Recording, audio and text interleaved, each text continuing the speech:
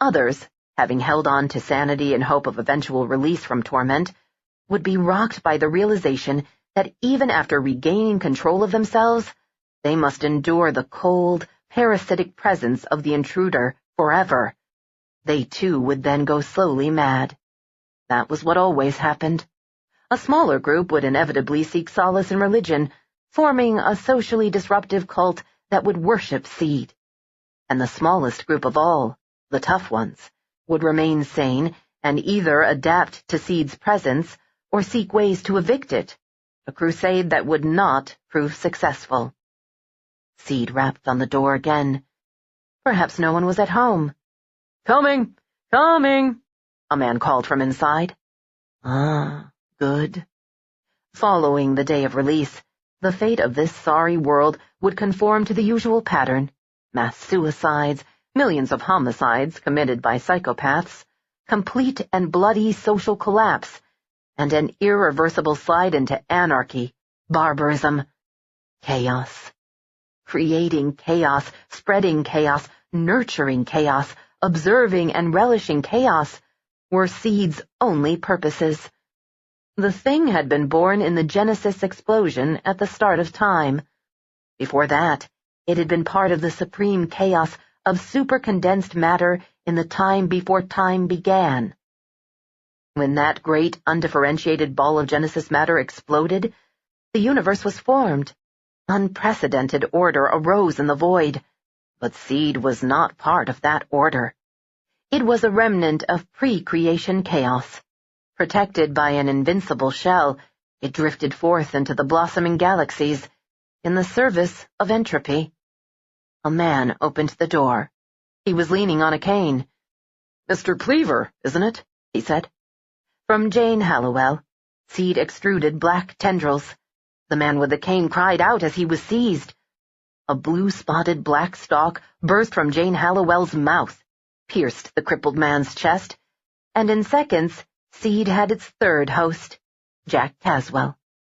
The man's legs had been so badly damaged in an accident that he wore metal braces. Because Seed did not want to be slowed down by a crippled host, it healed Caswell's body and shucked off the braces. Drawing upon Caswell's knowledge, Seed discovered that no one else was at home.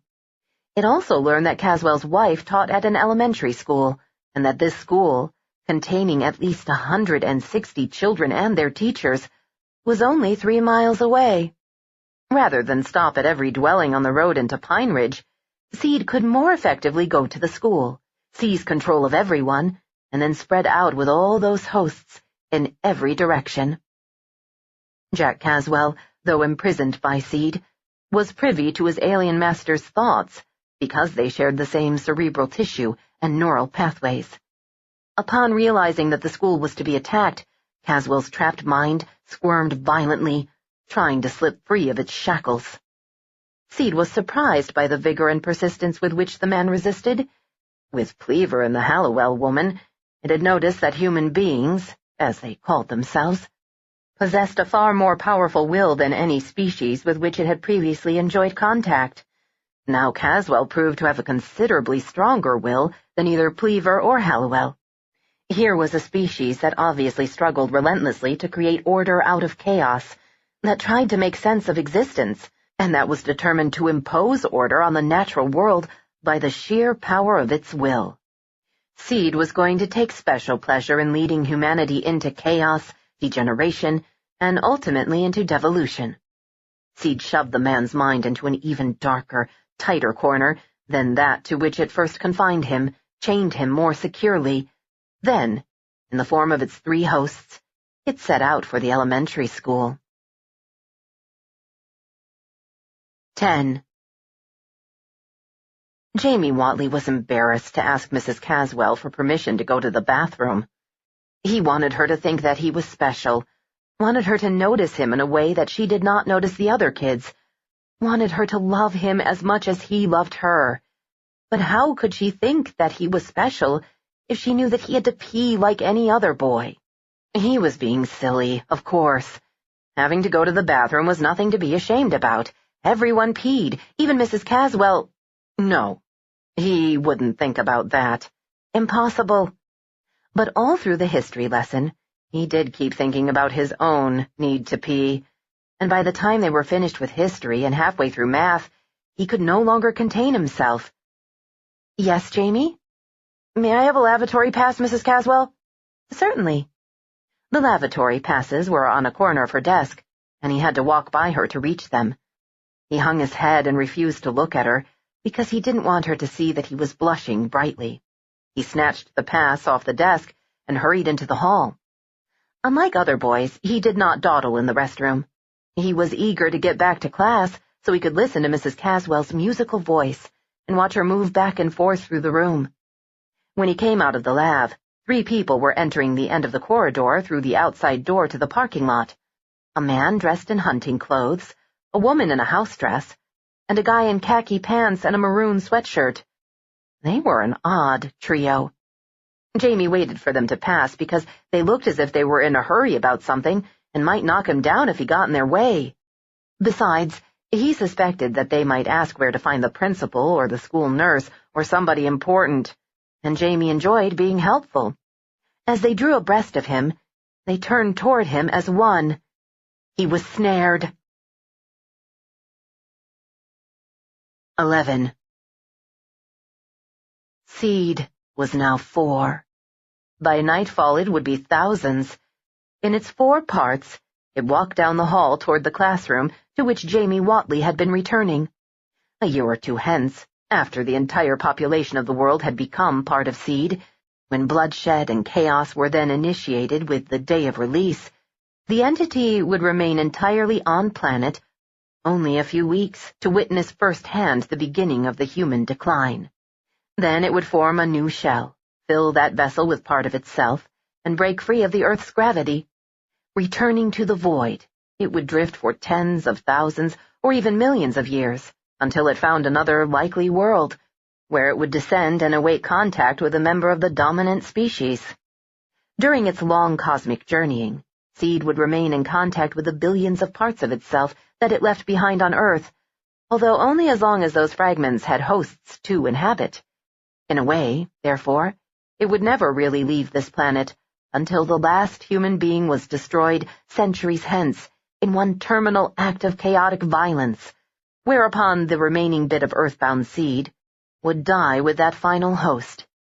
Seed reached the door of Laura Caswell's classroom. The minds of Jack Caswell and Jamie Whatley, hot with anger and fear, tried to melt through the shackles in which Seed bound them, and it paused briefly to cool them down and establish full control.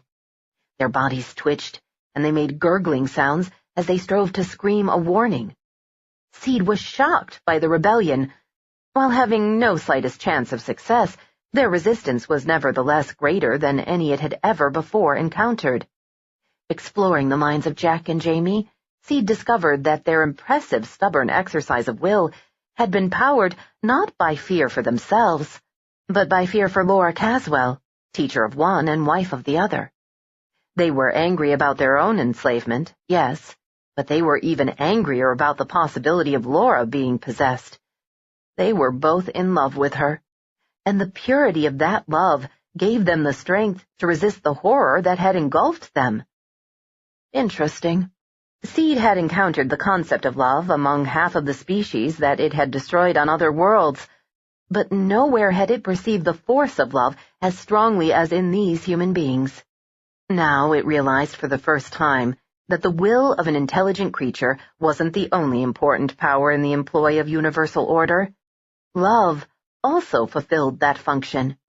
And in a species that had both a strong will and an unusually well-developed ability to love, Seed had found the most formidable enemy of chaos.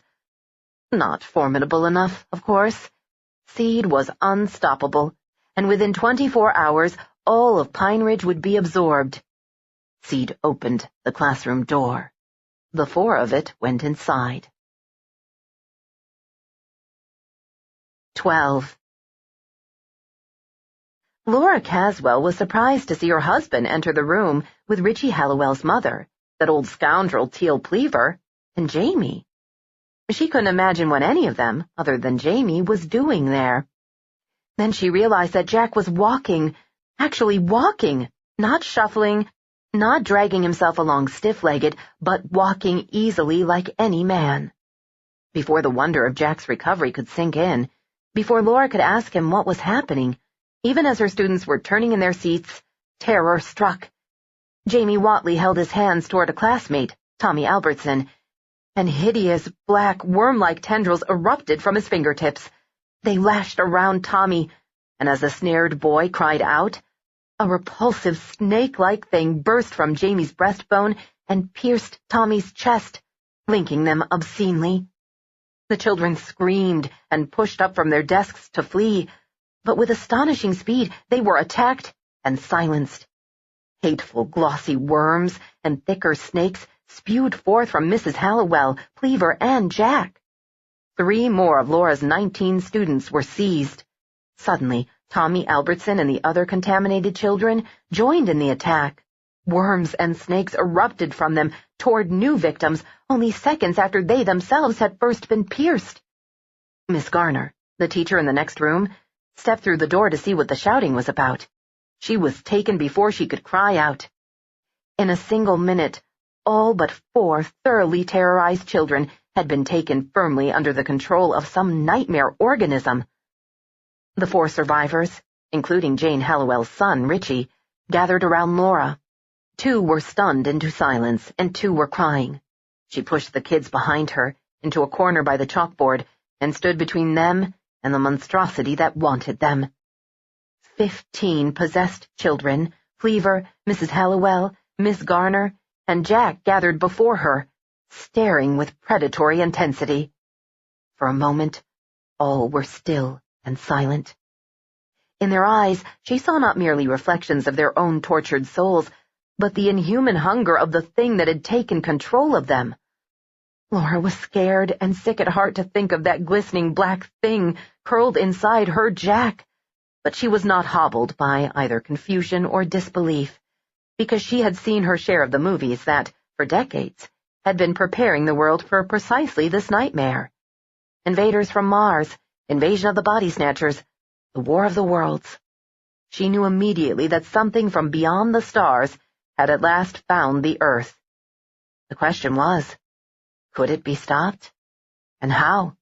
She realized that she was holding her chalkboard pointer as if it were a mighty sword, and as if the 19 alien-infected people in front of her would be kept at bay by that useless weapon.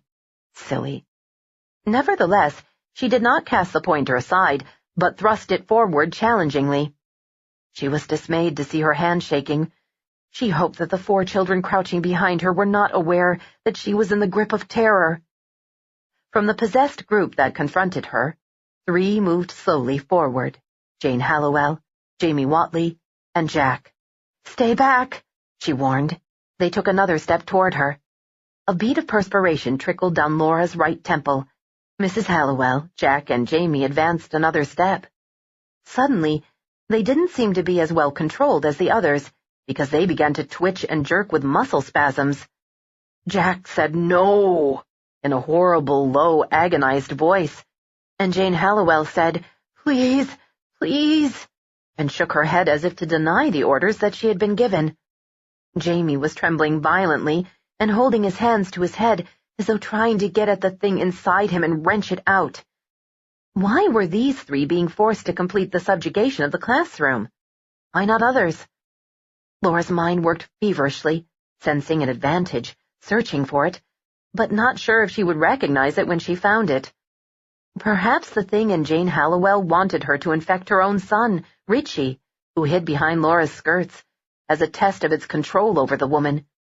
And for the same reason, it might want Jack to experience the horror of inducting his wife into this colony of the damned.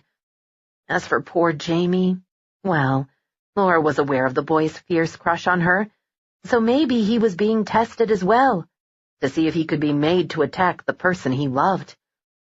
But if they had to be tested, their master was not yet entirely certain of its dominance, and where it had doubt, surely its intended victims had hope. 13. Seed was impressed with the resistance exhibited by 3 of its hosts when the moment came to infect their loved ones. The mother was furious at the thought of her son being brought into the fold. She pried at the restraints on her mind and struggled fiercely to regain her body.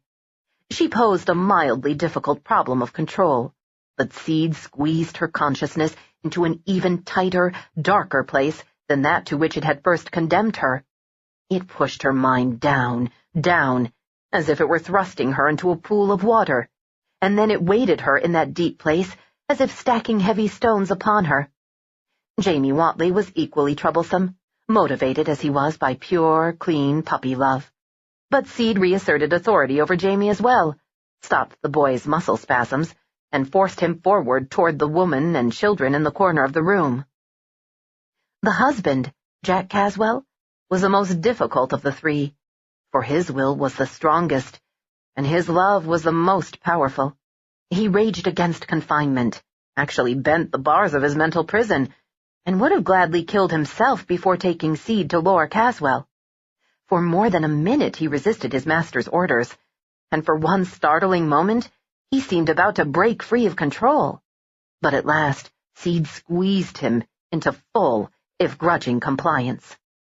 The 14 other captured children in Mrs. Caswell's 6th grade class were easily seized and controlled, although they also exhibited signs of rebellion.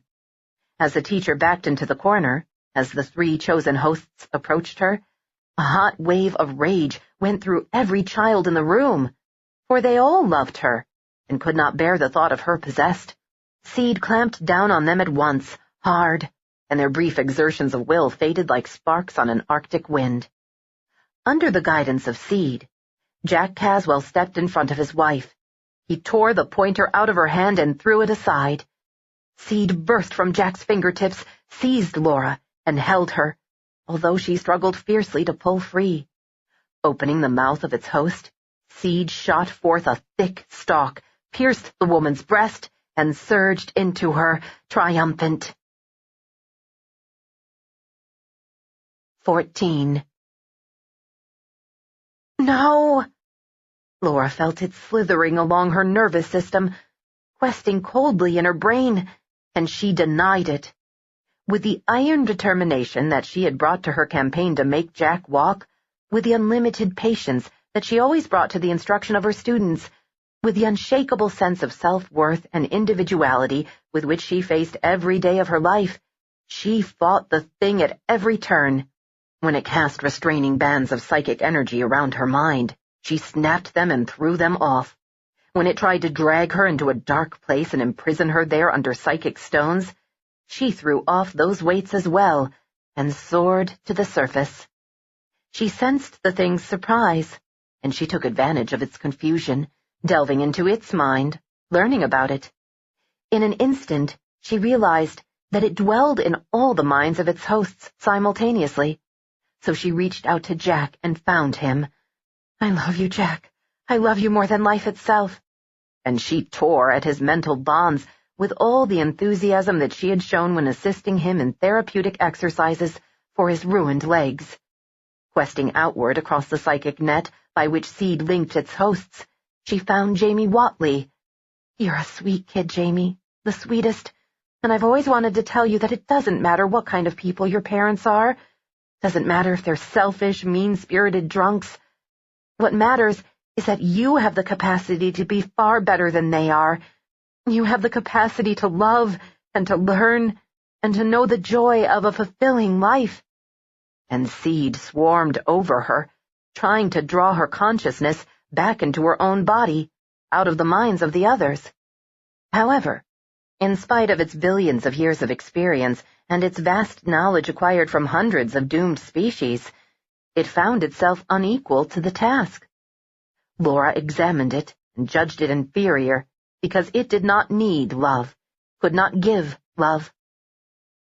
Its will was weaker than human will because humans could love, and in their love they found a reason to strive, a reason to seek order out of chaos, to make better lives for those whom they cherished. Love gave purpose to will and made it infinitely stronger. To some species, Seed might be a welcome master, offering the false security of a single purpose, a single law. But to humankind, Seed was anathema. "Tommy, You can tear loose if you'll think of your sister Edna, because I know you love Edna more than anything. And you, Melissa, you must think of your father and mother because they love you so much, because they almost lost you when you were a baby. Did you know that? And losing you would have broken them. And you, Helen, you're one heck of a little girl, and I couldn't love you more if you were my own. You have such a sweet concern for others, and I know you can throw this damn thing off because you're all love from head to toe. And you, Jane Hallowell, I know you love your son and your husband because your love for Richie is so evident in the self-confidence you've given him, and in the manners and courtesy you've taught him. You, Jimmy Corman? Oh, yes, you talk tough and you act tough, but I know how much you love your brother Harry, and how sad it makes you that Harry was born with a deformed hand. And I know that if someone made fun of poor Harry's twisted hand, you'd fight him with every bit of strength you have. So turn that love for Harry against this thing, this seed, and destroy it. Don't let it have you, because if it gets you, then it'll get Harry too. And Laura walked into the room, among the possessed, touching them, hugging this one, lovingly squeezing the hand of the next one, looking into their eyes and using the power of love to bring them to her, out of their darkness, and into the light with her. 15. As he shattered the bonds that held him, as he cast off Seed, Jamie Watley experienced a wave of dizziness and actually blacked out for an instant, not even long enough to collapse to the floor. Blackness flickered through him, and he swayed, but he came to his senses as his knees were buckling. He grabbed the edge of Mrs. Caswell's desk and steadied himself. When he looked around the classroom, he saw the adults and the other children in similar shaky postures.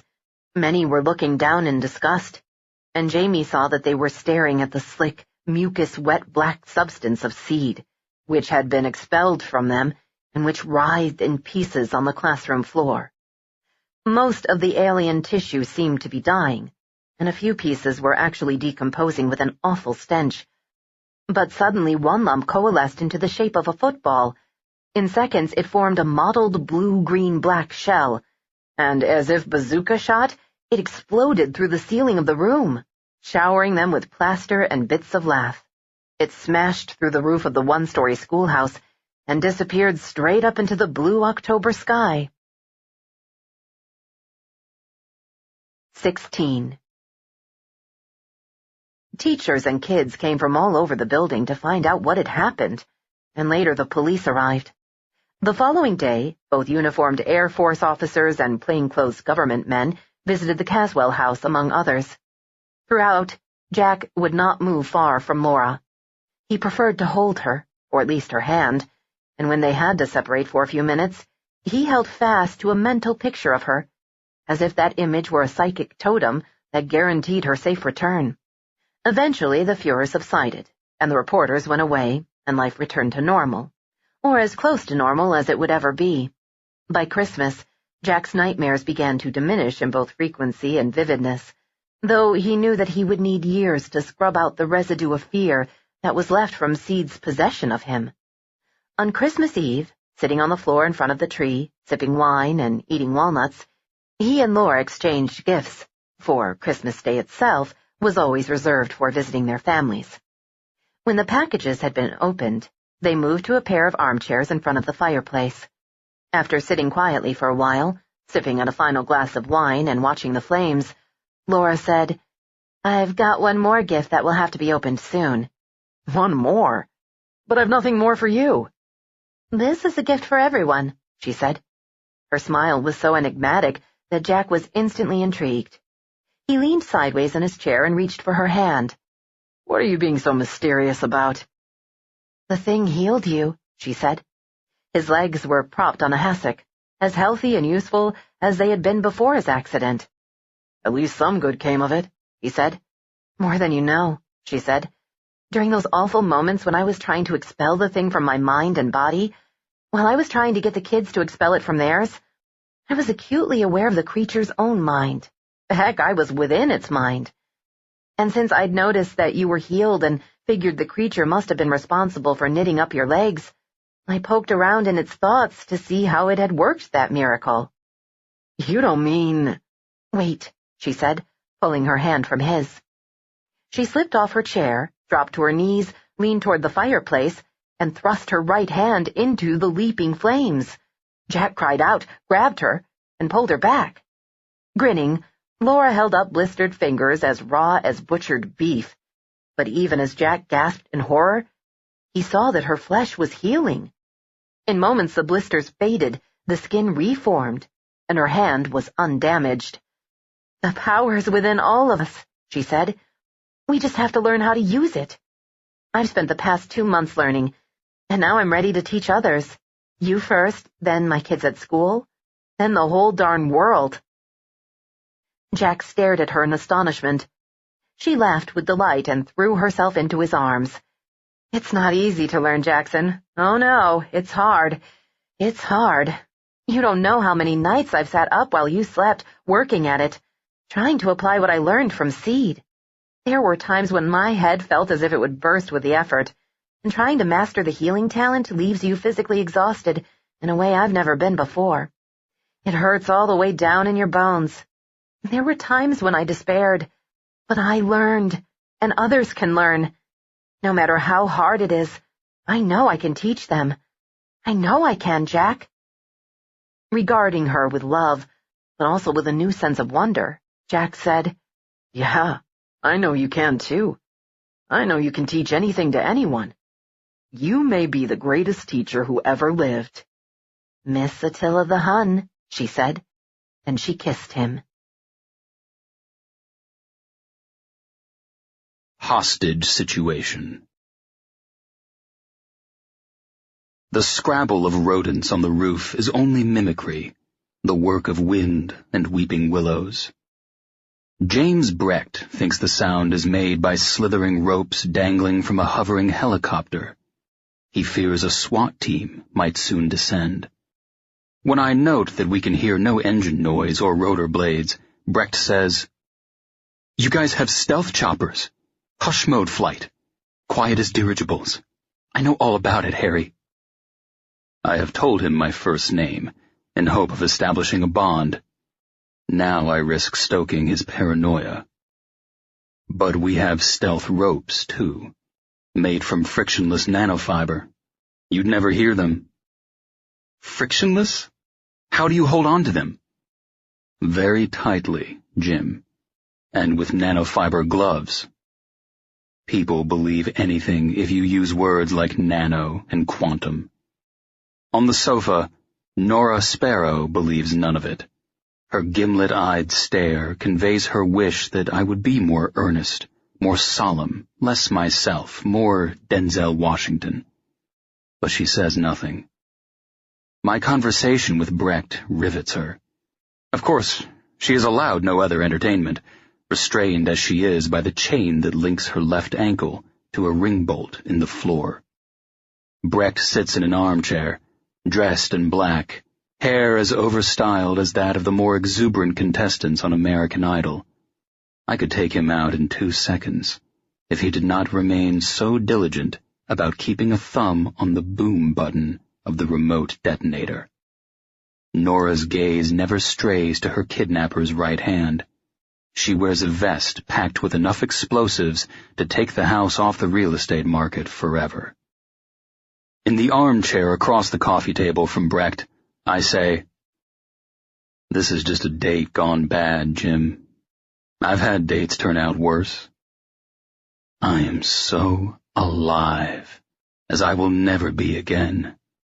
His thumb is on the button, and I am so alive."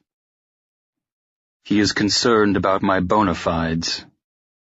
"So you do nothing but hostage negotiations?" I'm a homicide detective first, a negotiator as needed. He pretends calm, but his eyes shine with a desperation as poignant as that of a politician hooked up to a polygraph. "Homicide detective? I haven't killed anyone." Raising my eyebrows, I point to the naked, dead woman standing in a corner of the living room, wired to and supported by a metal armature. "Not tonight," Brecht says. "I haven't killed anyone tonight." Which puts you in a strong negotiating position, I assure him. As long as no one dies tonight, you're holding all the cards.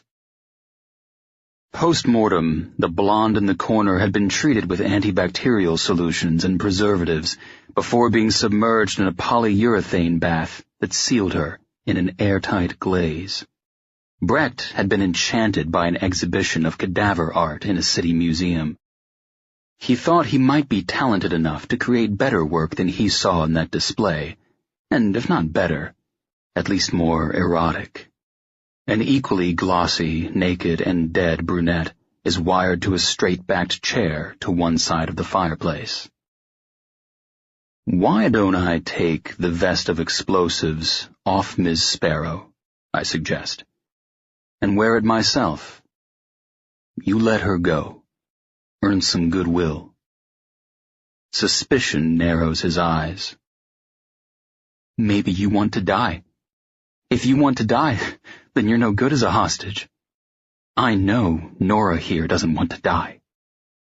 Nora Sparrow remains silent. Brecht had overpowered her in a parking lot, subdued her with chloroform brewed from an internet recipe, and brought her to his home. While he was out of the room, Nora regained consciousness on the sofa, chained to the ring bolt. On the coffee table had been a few magazines, 2 of which featured mailing labels with his name and street address. When Brecht reappeared, he had Nora Sparrow's purse, through which he'd searched for a cell phone and for items that might be used as weapons. Returning it, he directed her to repair her makeup, which had been smeared during the parking lot struggle. He left the room again, to change from his abduction clothes to an outfit more conducive to romance. As he told me, I begin with them on the sofa, then move them to the bedroom. Although a smooth seducer, Brecht was not hip to the latest telecom gear. Nora's compact, complete with powder puff and mirror, was also a phone, a camera, a text messaging device, and most likely a nose hair trimmer. Left alone, she alerted her husband to her situation and location. Brecht caught her at it, but too late. As police cars arrived at his house, Brecht strapped the vest on his captive. Usually, he had revealed to me, I put it on them if they're uncooperative. It's an attitude changer. When he allowed me to enter the house, instead of continuing to deal by phone, I hadn't known if he wanted to live. Sometimes an ordinary psychopath asks for a face-to-face meeting only because I've gotten under his skin, and he wants me to die with him. On his walls, prints of famous paintings tell me that he wants to live. Girl Interrupted at Her Music by Vermeer, The Redeemer by Da Vinci, The Ambassadors by Hans Holbein, Picasso's Les Demoiselles d'Avignon, Paul Klee's Angelus Novus. They are masterworks and transgressive.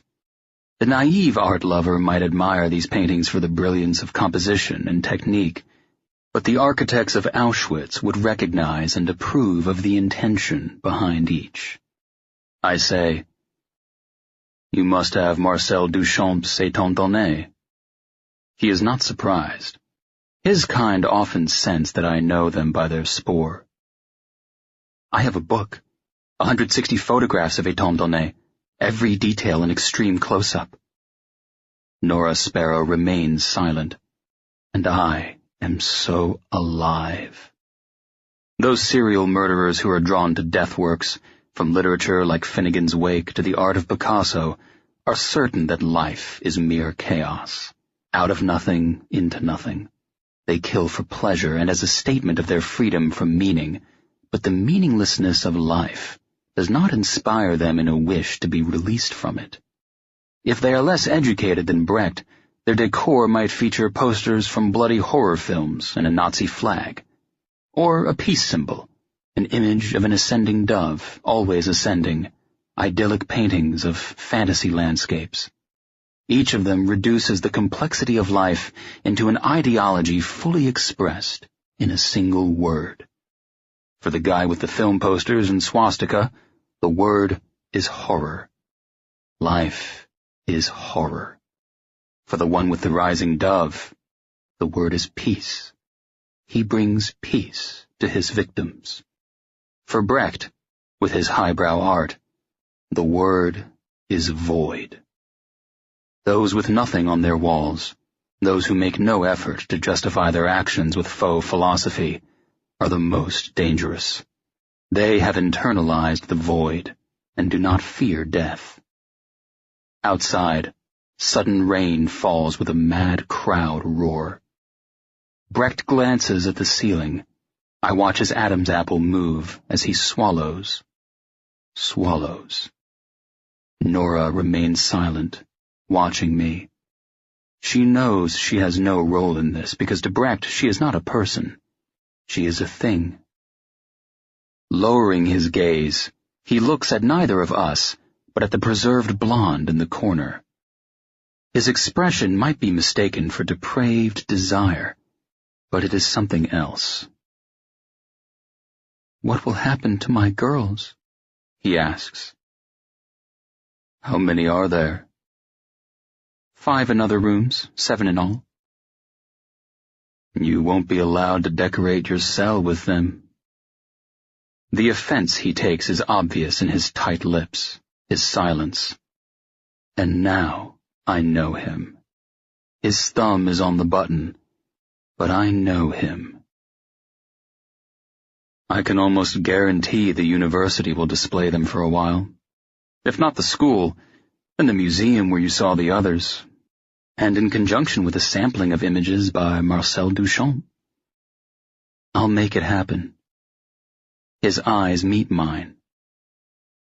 Why would you? Because we live at a pivot point in history, and too many make their choice without knowing the stakes. I'm all for showing them what's at stake. His smile belongs to a carved god in a stone temple. More will choose to be with me than with you. You may be right, I said, in which case you'll be a prince in prison, with adoring correspondence. He regards his captive. You think Harry's sincere? The blinded windows cannot reveal the lightning bolt. Thunder comes not in a roll, but in a crash that rattles the house. Nora Sparrow remains silent, knowing that the wrong word can shake Brecht like thunder shook the night. She merely shrugs. To me, Brecht says, "What a coincidence. I get an educated hostage negotiator." There are no coincidences, Jim. Oh, Harry, on the contrary, that's all we have. In the chaos and calamity, sometimes a beneficial coincidence. Will you write the program notes for the exhibition of my girls? I'll want approval. You're the art professor, Jim. You should write it yourself. His thumb is on the button. Nora remains silent. I am so alive, as I will never be again. It would be something, wouldn't it, Harry? He whispered. Such an exhibition. He is all appetite and pride. Nothing else is left in him. He is one of the hollow men with his scampering rat, dry grass whisper. It will be something, Jim. I promise. It will be. Nora remains silent. I do not ask, are you ready? But she nods. How do I know you're not lying to me, Harry? Brecht wonders. A hostage negotiator depends on trust. Lying is too risky. You'd hear the lie, Jim. You'd know. You wouldn't have to wonder. I rise from my armchair. His thumb is on the button. Will I be at the exhibition? No, Jim. You'll be in prison. But you can read about it in the newspapers. Big news. The world turns, But we are at the still point where past and future meet, and there is only the moment, and the decision of the moment, and the consequences of the decision. I ask for the key. Brecht throws it. I snatch it from the air. He has appetite and pride, both insatiable. Death offers him no nourishment, but prison and notoriety can be an endless banquet. Kneeling at the ring bolt, I free Nora Sparrow from the shackle. She rises as I rise. I remove from her the vest of explosives. I tell her, leave. When she hesitates, I slip into the vest. She remains judicious in her actions, but she does not turn away from me. She moves backward to the door, opens it. I shout, "Hostage coming out!" She repeats it in a shout. When I tell her to close the door behind her, she reluctantly obeys, in respect of my experience. I turn to Brecht, giving him one more chance to do the deed, proof of my sincerity. He rises, gives me the remote detonator. I open it and remove the batteries. Then I handcuff him. Outside, as I escort the prisoner to the porch steps, one of the approaching officers says to me, "Great job, Detective Sparrow." Brecht gasps at this revelation. "She's a successful painter," I tell him. "You wouldn't know her name. Her work is too life-affirming for your taste." He has snatched a woman who knows what a hostage must do to survive, and whose husband possesses the skills and the knowledge of art necessary to negotiate her release. They lead Brecht away to contemplate whether there are only coincidences, or none at all. After bomb squad officers take my vest, I meet Nora in the rain. Soon torrents of words will come from her. Now she remains silent. I am drunk on life. But I do not feel so electrically alive as I felt when all I love hung in the balance. I hope I will never feel as alive as that again. After a kiss, she says, "There won't really be an exhibition?" No. Funerals, burials, and prayers, but no exhibition. A rattle, as of a legion of skeletons, is the only wind in the weeping willows. The end is our beginning. Hard Shell 1. Arteries of light pulsed through the black sky. In that stroboscopic blaze, millions of cold raindrops appeared to have halted in mid-fall. The glistening street reflected the celestial fire and seemed to be paved with broken mirrors. Then the lightning-scored sky went black again, and the rain resumed. The pavement was dark. Once more the flesh of the night pressed close on all sides. Clenching his teeth, striving to ignore the pain in his right side, squinting in the gloom, Detective Frank Shaw gripped the Smith & Wesson .38 Chief's Special in both hands. He assumed a shooter's stance and squeezed off 2 rounds. Ahead of Frank, Carl Skaggs sprinted around the corner of the nearest warehouse just in time to save himself. The first slug bored a hole in the empty air behind him, and the second clipped the corner of the building. The relentless roar of the rain on metal warehouse roofs and on the pavement, combined with rumbling thunder, effectively muffled the shots. Even if private security guards were at work in the immediate area, they probably had not heard anything, so Frank could not expect assistance. He would have welcomed assistance. Skaggs was big, powerful, a serial killer who had committed at least 22 murders. The guy was incredibly dangerous, even in his best moments, and right now he was about as approachable as a whirling buzzsaw. This was definitely not a job for one cop. Frank considered returning to his car and putting in a call for backup, but he knew that Skagg would slip away before the area could be cordoned off. No cop would call off a chase merely out of concern for his own welfare, especially not Frank Shaw. Splashing across the puddled serviceway between two of the huge warehouses, Frank took the corner wide in case Skagg was waiting for him just around the bend. But Skagg was gone. Unlike the front of the warehouse, where concrete loading ramps sloped to the enormous roll-up garage doors, this side was mostly blank. 200 feet away, below a dimly glowing bulb in a wire security cage, was a man-sized metal door. It was half open, but falling shut. Wincing at the pain in his side, Frank hurried to the entrance. He was surprised to see that the handle was torn off and that the lock was shattered, as if Skagg had used a crowbar or sledgehammer. Had he found a tool leaning against the warehouse wall, and had he used it to batter his way inside? He had been out of sight for mere seconds, no more than half a minute, which surely wasn't enough time to break through a steel door. Why hadn't the burglar alarm sounded? Surely the warehouse was protected by a security system, and clearly Skagg had not entered with sufficient finesse to circumvent an alarm. Thoroughly soaked, Frank shivered involuntarily when he put his back to the cold wall beside the door. He gritted his teeth, willed himself to stop shaking, and listened intently. He heard only the hollow drumming of rain on metal roofs and walls, the sizzle of rain dancing on the wet pavement, the gurgle and slurp and chuckle of rain in gutters and downspouts, wind bleating, wind hissing.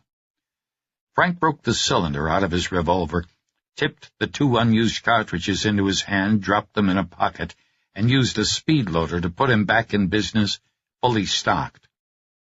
His right side throbbed.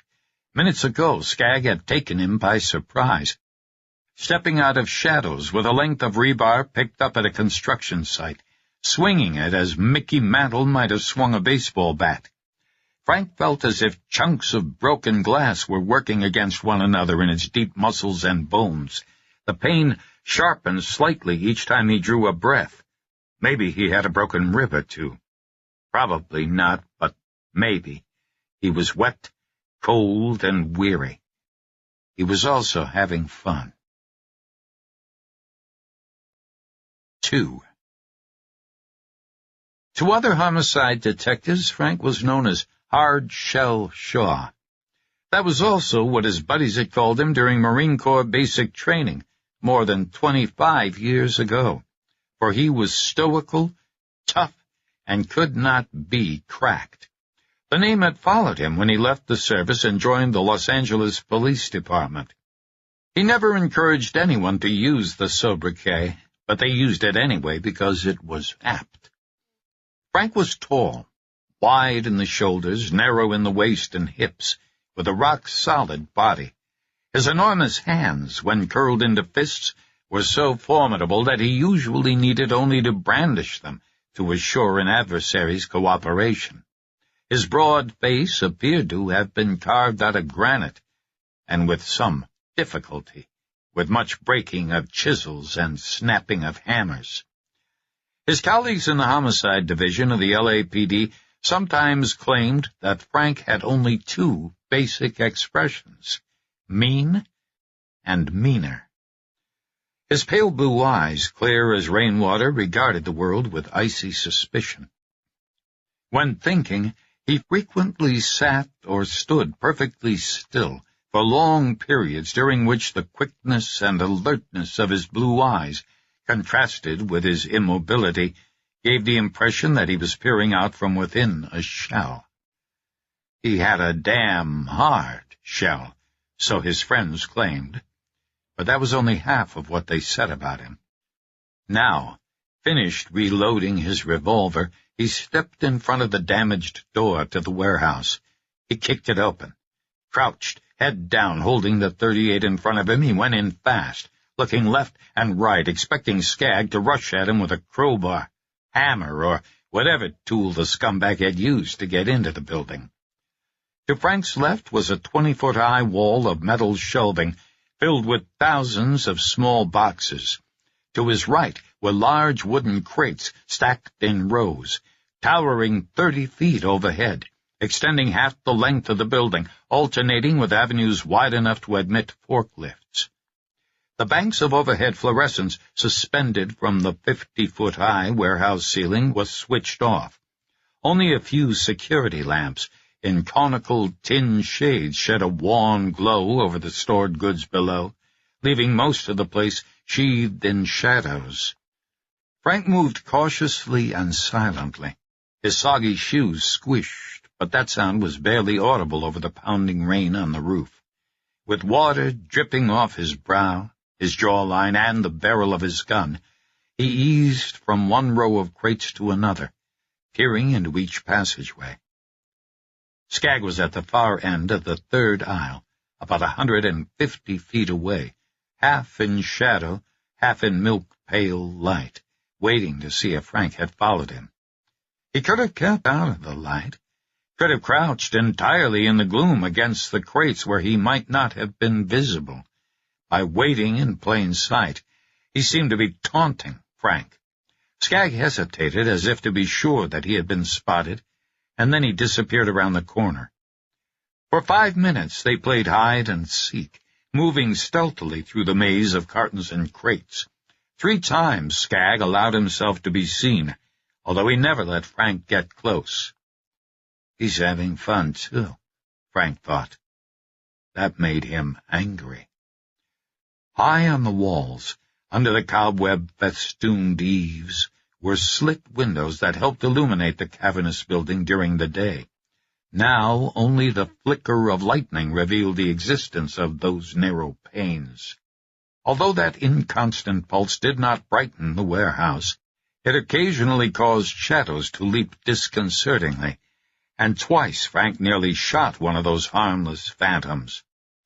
Easing along another avenue, scanning the gloom on both sides, Frank heard a noise, a hard scraping. He knew at once what it was, a crate sliding on a crate. He looked up.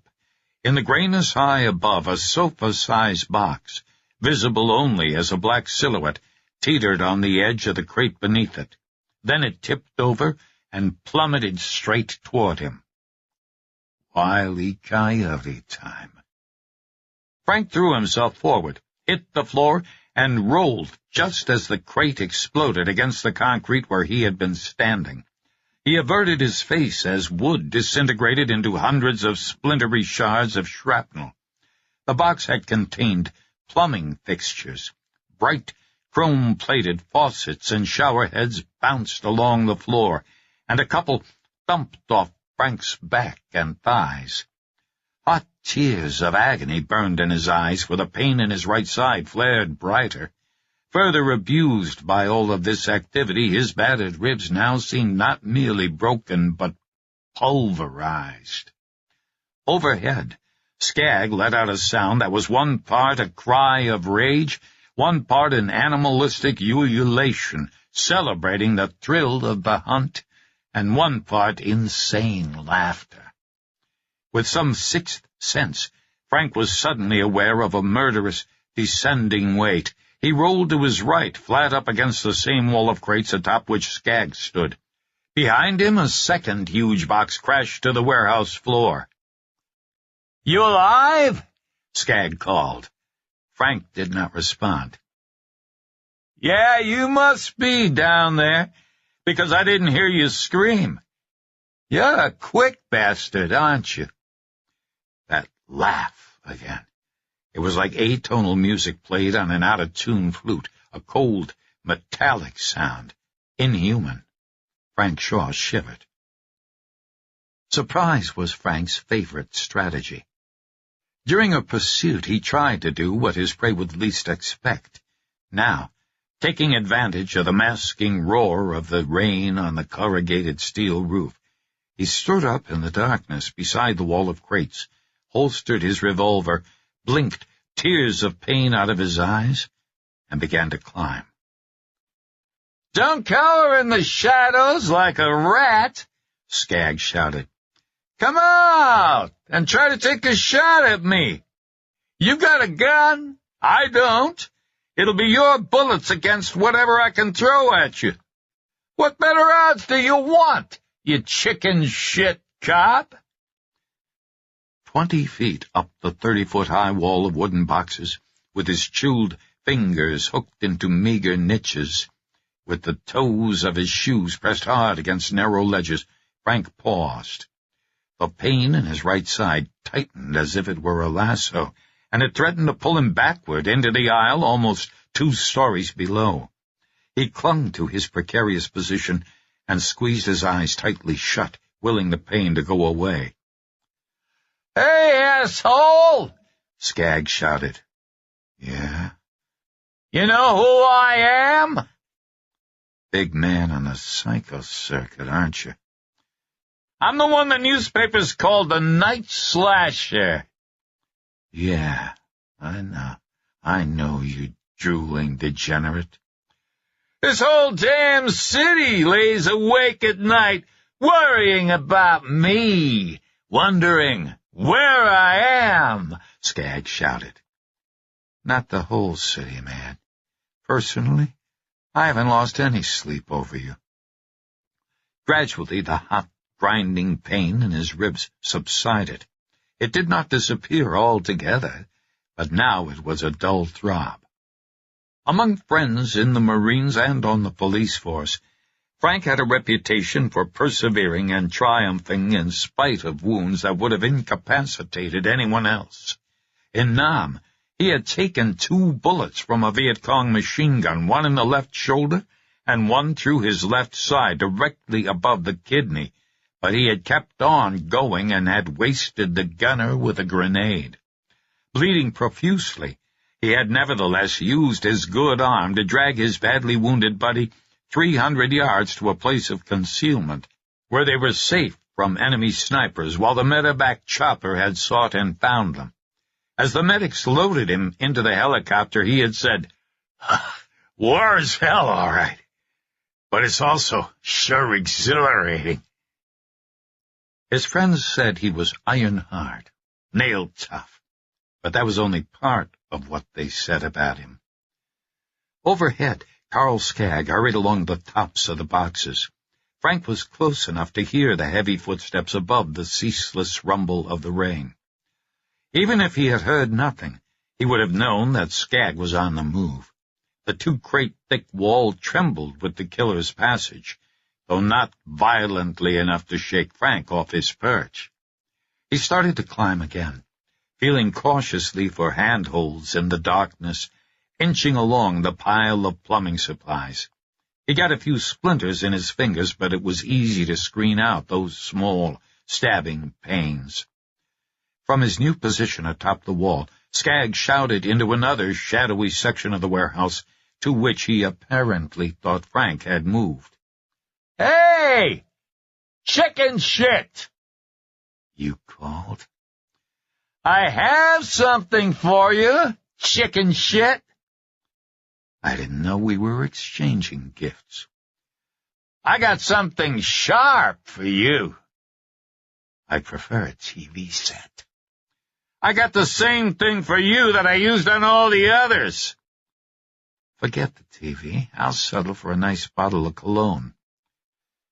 "Come and get your guts ripped out, you chicken shit." I'm coming. Frank reached the top, raised his head above the edge of the wall, looked left, then right, and saw Skaggs about 30 feet away. The killer had his back to Frank and was peering intently down into another aisle. "Hey, cop! Look at me, standing right up here in the light. You can hit me with no trouble. All you have to do is step out and line up a shot. What's the matter?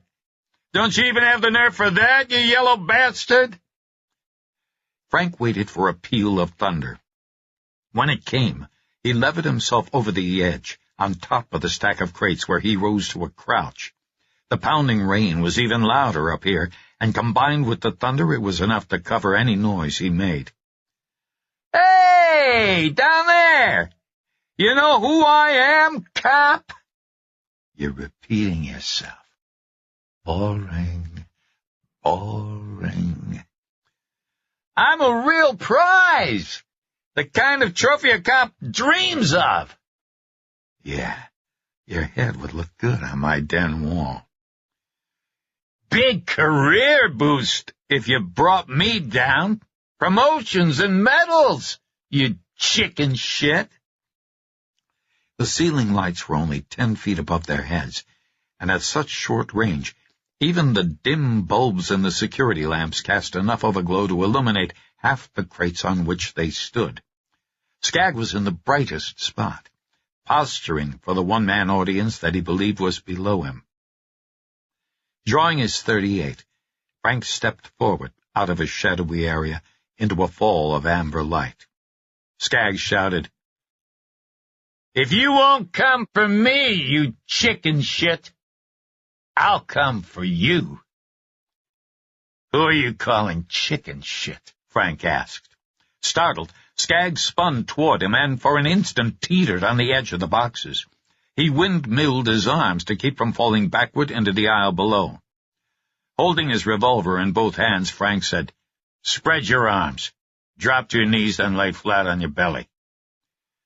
Carl Skaggs had none of that heavy-browed, slab-jawed, cement-faced look that most people associated with homicidal maniacs. He was handsome. Movie star handsome. His was a broad, well-sculpted face with masculine yet sensitive features. His eyes were not like the eyes of a snake or a lizard or some other wild thing. They were brown, clear, and appealing. "Flat on your belly," Frank repeated. Skaggs did not move, but he grinned.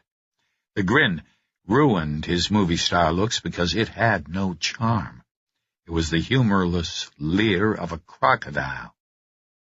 The guy was big, even bigger than Frank. He was 6'5", maybe even 6.5 feet. Judging by the solid look of him, he was a dedicated, lifelong weightlifter. In spite of the chilly November night, he wore only running shoes, jeans, and a blue cotton shirt. Damp with rain and sweat, the shirt molded to his muscular chest and arms. He said, "So, how are you gonna get me down from here, cop? Do you think I'll let